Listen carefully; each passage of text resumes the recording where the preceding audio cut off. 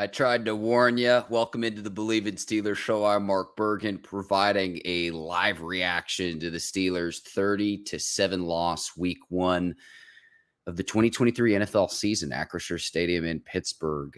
Very disappointing game in the opener for the Steelers. In a game I didn't expect them to win, but to get blown out at home when it was like a 2.5 point spread going in was a bit disappointing. Before we get too carried away, if you want to place a bet on any of the NFL action this season, BetOnline.ag is the place to do it. You can place a bet on any NFL game, a lot of different prop bets. If you want to place a wager on any of the action, BetOnline.ag is the place to do it. Use our promo code Bleav, that's BLEAV, to receive your 50% welcome bonus on your first deposit.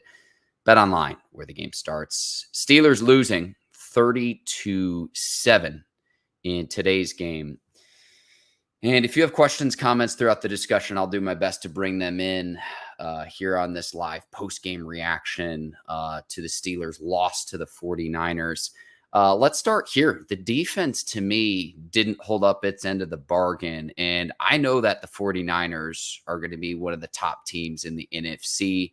If not for injuries last season, you could argue that the 49ers would have made the Super Bowl over the Philadelphia Eagles. Remember, this was a team in the NFC Championship game. But I look at the team's stats, and I look at 391 total yards allowed when you have one of the highest paid defenses.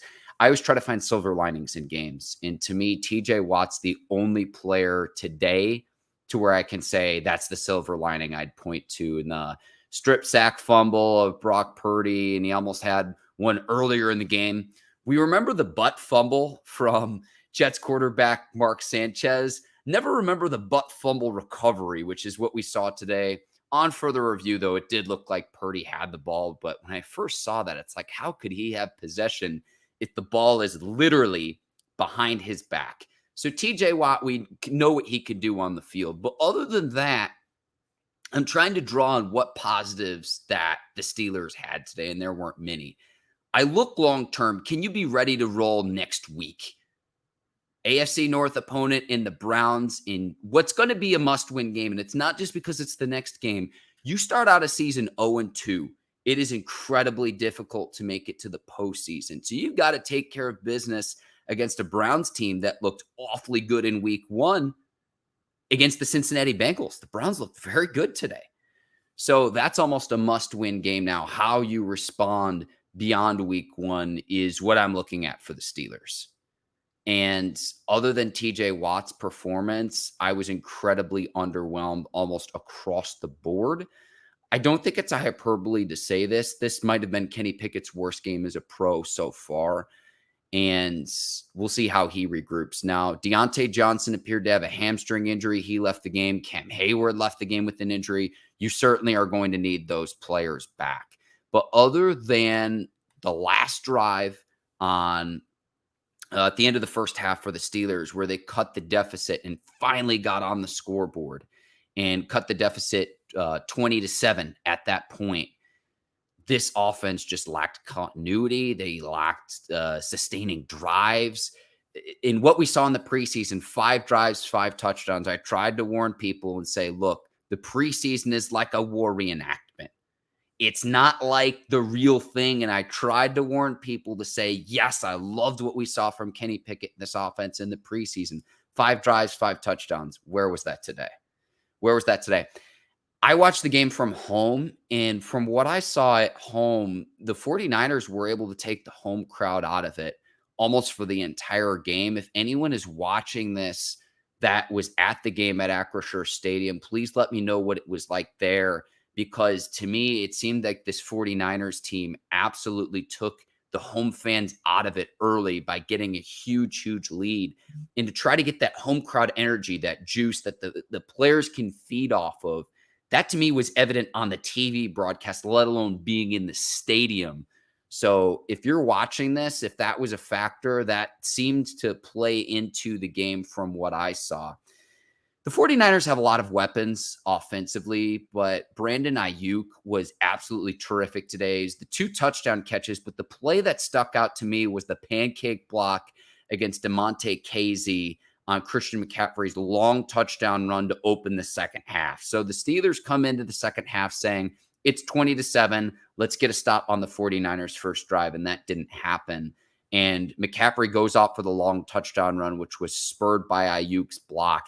And at one point, it's like, can anyone guard Aiyuk? But then it's like, look, if you try to take away Aiyuk, you've got Juszczyk, you've got Kittle, you've got McCaffrey, you've got a man by the name of Deebo Samuel.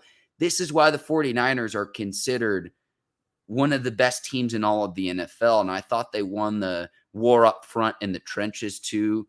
Offensive line by Trent Williams, the left tackle. I thought he neutralized Alex Highsmith pretty well in this one. But again, other than TJ Watt, just defensively, I did not like what I saw from the Steelers. Now, they settled down in the second half, only allowing 10 points, but to be held scoreless in the second half, like, even if the Steelers defense had been better, 7 points isn't going to win you many football games. And so that's what we were all excited about in the preseason, was that the offensive problems were fixed with Matt Canada and company, and it didn't happen today. And again, I was really excited about the preseason. It felt different. I expected this game to be a lot closer. 2.5 points. Yeah, the 49ers were a really good team last year, but really bullish about the Steelers. It's now how Pittsburgh responds in week 2 in what I'm considering an absolute must-win game against the Browns in week 2. You absolutely must win that game because you start out 0-2 and the statistics are against you to go on and make the postseason. There are exceptions to that rule. Bengals were an exception to that rule a year ago. But with a young quarterback, it's just, you got to see the offense play better. Calvin Austin III is going to have his opportunity now if Deontay Johnson's going to miss significant time. Cam Hayward's going to have to get back on the field. But what I want to know, if you're watching this, is what silver linings you saw from the Steelers team today, because other than a man by the name of TJ Watt, I didn't see it today. I didn't see it today. Someone saying, was Canada bad? Here's the thing. On that drive where the Steelers did end up scoring a touchdown on a touchdown pass to Pat Freiermuth, Kenny Pickett just missed an easy slant throw to Deontay Johnson, which should have gone for 6. So I'm going to have to go back and watch some tape to say, is it Canada? Is it Pickett missing his throws? This is just my opinion. I thought Kenny Pickett played his worst game as a pro today. I genuinely believe that. And they just lacked continuity. And everyone wants to point to Matt Canada, but really everyone needs to be held accountable today because the Steelers weren't ready. And that's really unlike most Mike Tomlin coached teams coming into the season. There was a lot of excitement. This is the first home opener in Pittsburgh since 2014. And you lay an egg in week 1. So that's done now. What do you do week 2 against the Browns, week 3 against the Raiders? You've got to try to regroup. Week 1 a lot of times can be an outlier. It can be a liar. When you look back at the season, it says, what the heck happened there?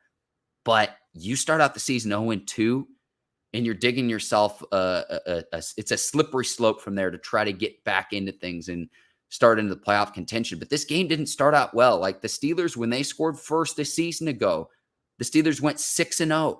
That didn't happen to where don't score on the first drive. Then you give up a touchdown to Aiyuk on the first drive. Then Pickett throws an interception. I don't know how many times Pickett was sacked today, but I thought the 49ers point-blank period won up front. No, Hargrave got a sack. 49ers had another player with 3 sacks. Brock Purdy, all afternoon long, seemed to be a step ahead of the Steelers defense. A step ahead of the Steelers defense. And there were some questions of, okay, how is he going to look coming off that UCL injury? There's a reason why the 49ers said, we're going to fold our hand and we're going to give Trey Lance to the Dallas Cowboys for what, a 4th-round pick?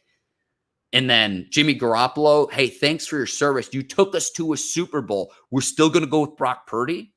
If Brock Purdy is like a B-grade quarterback for the 49ers this year, look out. They look scary. I don't want to take away too much from week 1, but I think that highly of the 49ers skill position group. And again, this wasn't a game I expected the Steelers to win. My pregame prediction, you can go back and look at the tape, was 49ers 27, Steelers 24. Again, I thought it was going to be a lot closer, given it was like a 2.5-point spread from what I saw. I think it closed at 2. So I didn't see it.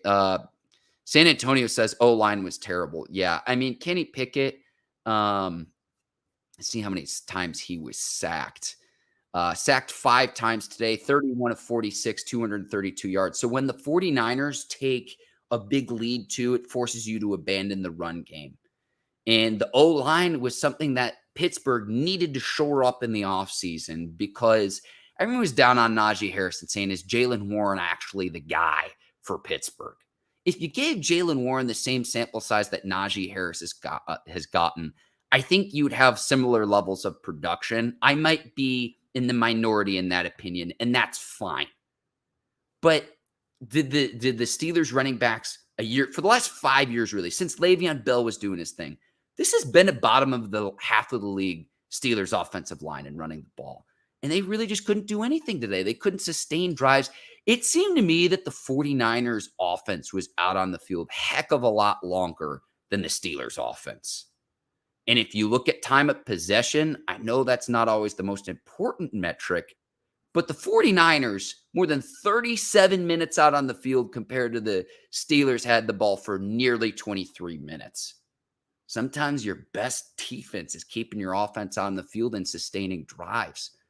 And if you want to take away McCaffrey and Debo, then Aiyuk's going to be open. Then Kittle's going to be open. There's a reason why this 49ers team is respected as it is. But the Steelers just didn't match up today. And my co-host Ike Taylor told you on Friday that this game was going to be won in the trenches, and certainly it was today. Because other than TJ Watt, I just didn't see it from the Steelers. You give up 5 sacks of Kenny Pickett. You talk about trying to keep a quarterback clean. There was no continuity, only 41 rushing yards, but the Steelers only ran the ball 10 times. Because when you're facing a deficit, you have to abandon the run because you just don't have the time to try to get back in the game. You don't have the time to try to get back in the game. So that's what I saw from the Steelers. Going to get to some of the comments here. Terry says, first game of the year, Tomlin has some work ahead, but we will get better. Yeah, I certainly expect so. Again, I didn't expect the Steelers to win today. I did not pick the Steelers to win today, but I expected them to play better than they did, certainly. Terry, thank you for checking in. I hope you enjoyed. Let me know what you thought of the game. What I want to know is, if you're watching this, what silver linings can you draw, and what do the Steelers need to do to get better in week 2?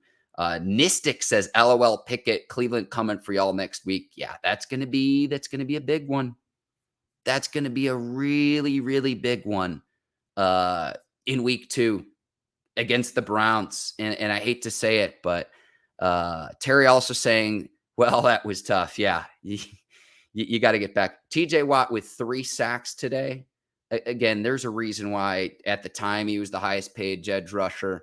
TJ Watt's a special player. Tackle for loss. You see what he can do in how he disrupts a game. 3 sacks for TJ Watt. He is a matchup nightmare for opposing right tackles. So I thought he came to play, almost had 2 forced fumbles, but 1 forced fumble and a fumble recovery of Brock Purdy.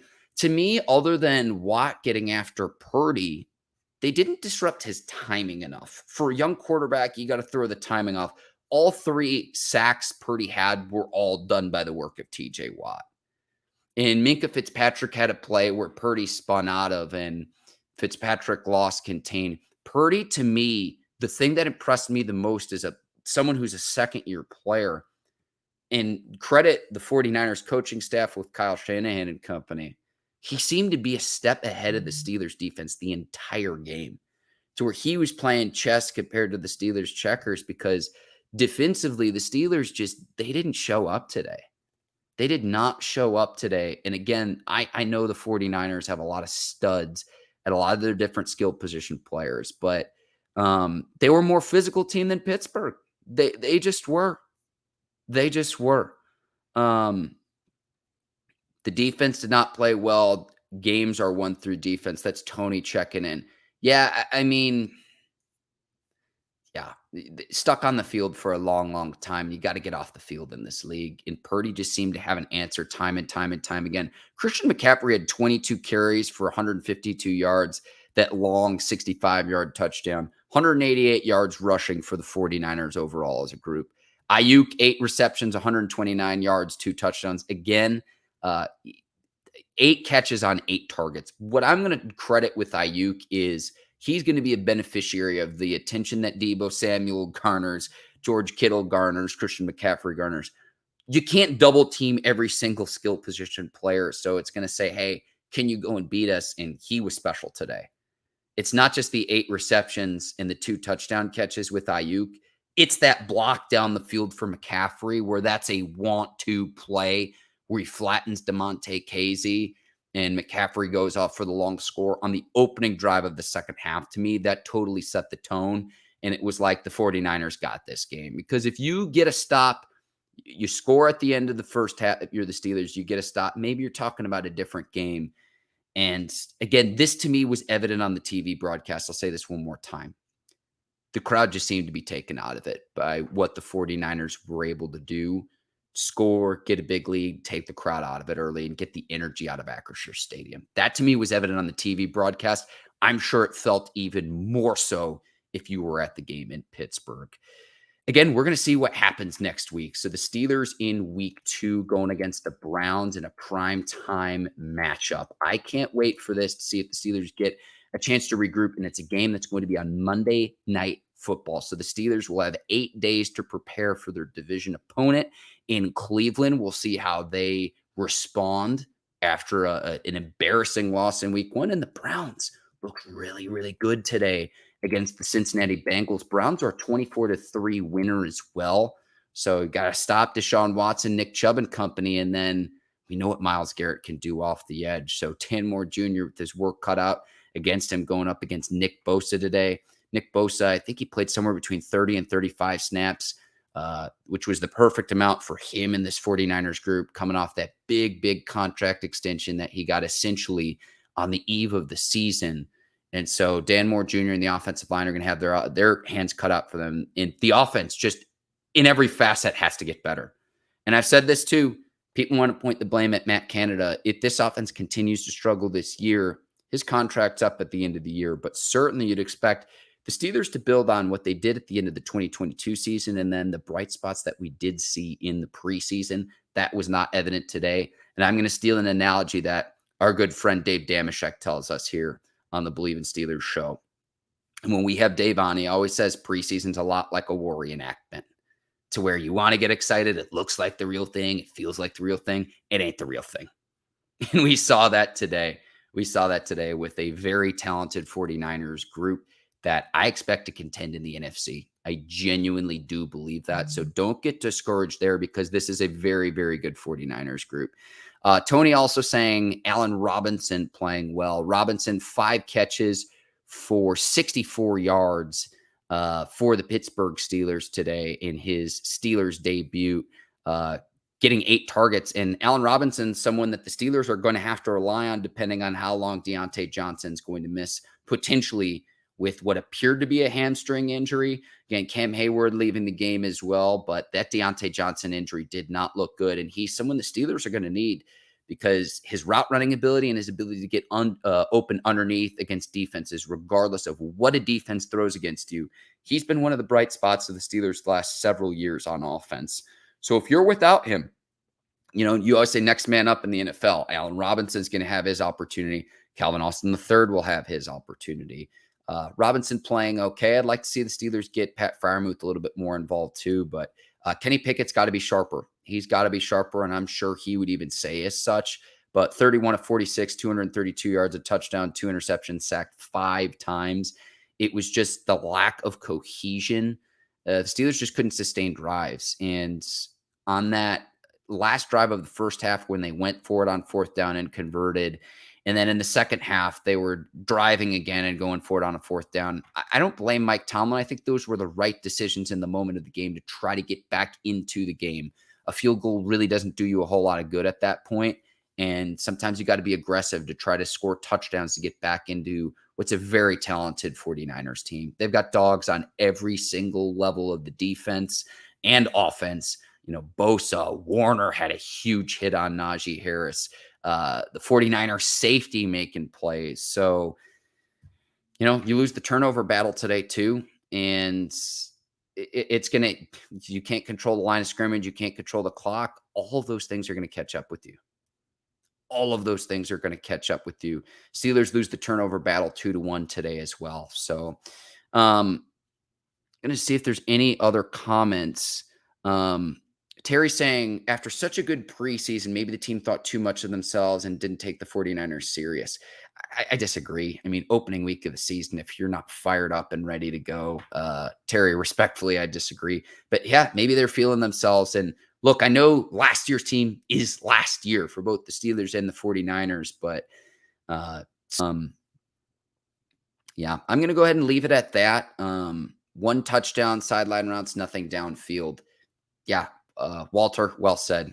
Well said there. I'm going to go ahead and sign off here. My name is Mark Bergin. Thanks for watching. Live reaction to Steelers 30-7 loss. Enjoy the rest of your Sundays. The NFL is back, which is certainly exciting too. It's live reaction brought to you by BetOnline.ag, the presenting sponsor of the Bleav in Steelers show.